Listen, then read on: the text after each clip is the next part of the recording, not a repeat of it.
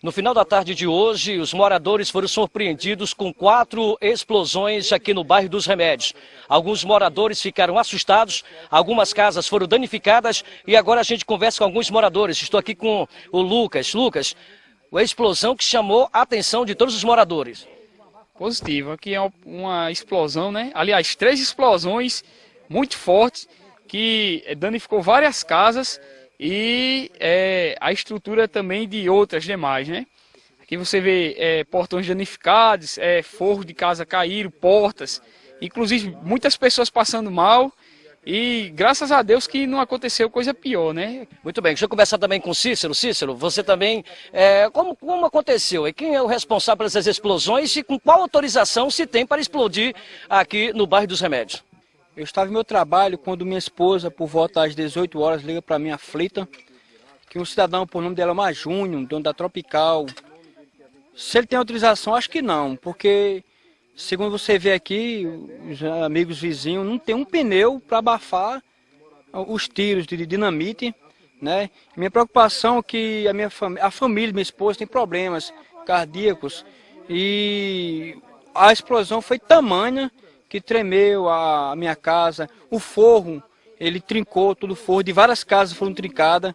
A própria casa do cidadão estourou aqui, o portão da casa dele, e ele muito, depois das explosões, foram 4 tiros, ele muito que foragiu, não ficou, não deu explicação.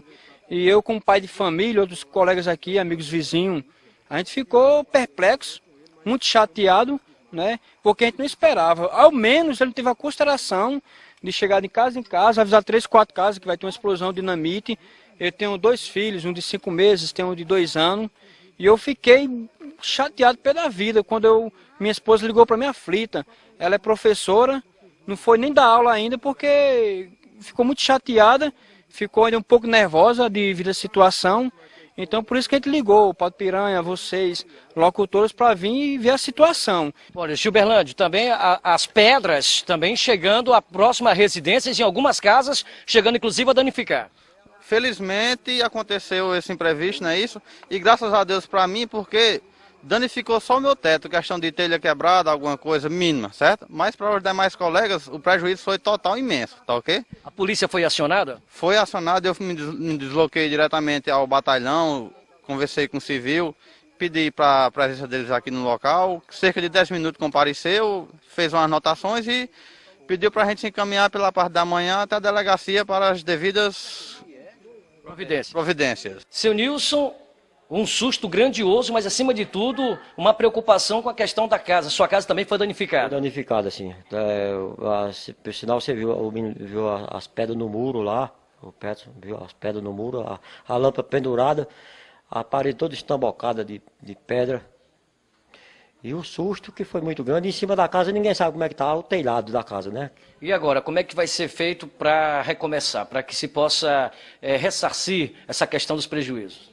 Eu acho que a autoridade da cidade, no caso, tem que, acho que, faz providência, né? Porque não pode acontecer um caso dessa natureza mais, né? Com o prejuízo que a gente teve agora no momento e pode ser que depois venha acontecer de novamente, né?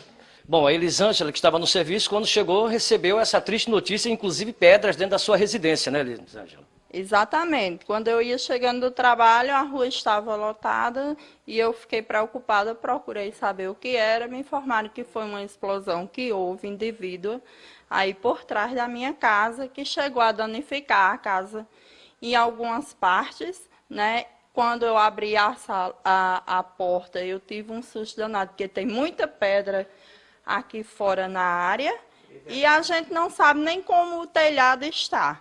Mas nós, moradores daqui que tivemos esse problema, vamos nos reunir e procurar a promotoria, porque a gente não pode ter um prejuízo desse.